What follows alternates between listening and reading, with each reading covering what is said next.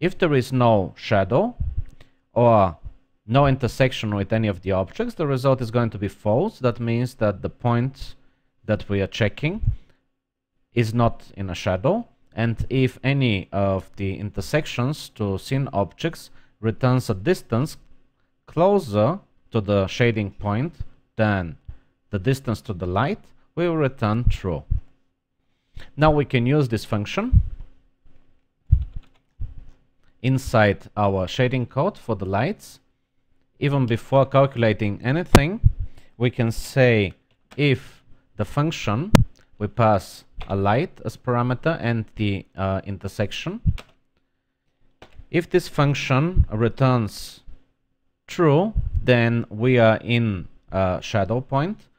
We can invert the meaning of the function. That means if we are not in shadow, then we're going to perform all the calculations for diffuse and specular lighting.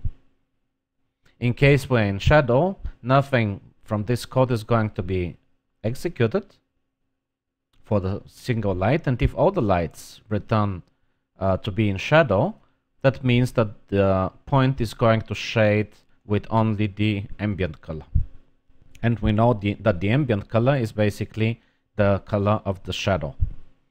Now that we have implemented some ray trace shadows, let's remove this light, the second light, and use only the single light that we had in the beginning and enable its shadow casting. We can leave the type to anything we want and try to evaluate our script.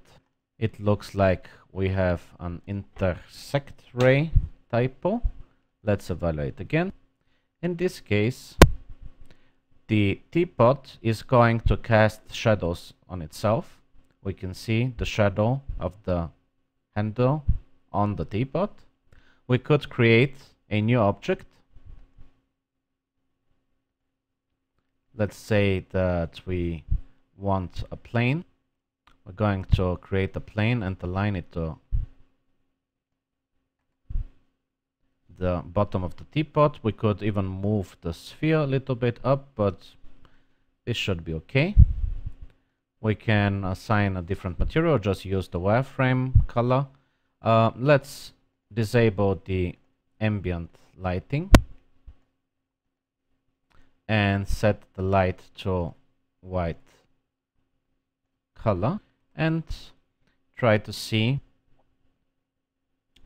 the results of our ray tracing of the shadows. In this case, we can expect the teapot to cast a shadow on the surface and on itself.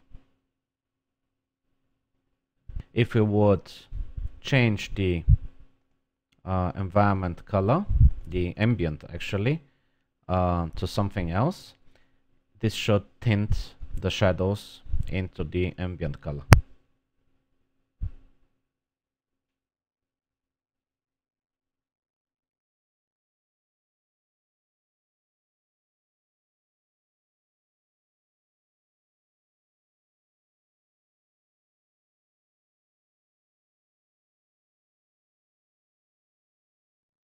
Let's implement support for the ray trace material and add ray traced reflections to our shading.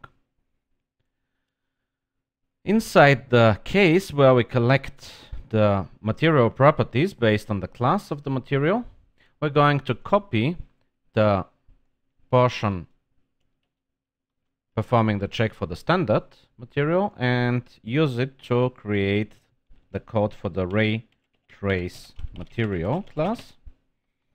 As with the standard material, we're going to check if we have a diffuse map or not. If we have one and it's the bitmap texture, we're going to open that texture, and if it's procedural map, we're going to render a bitmap out of it.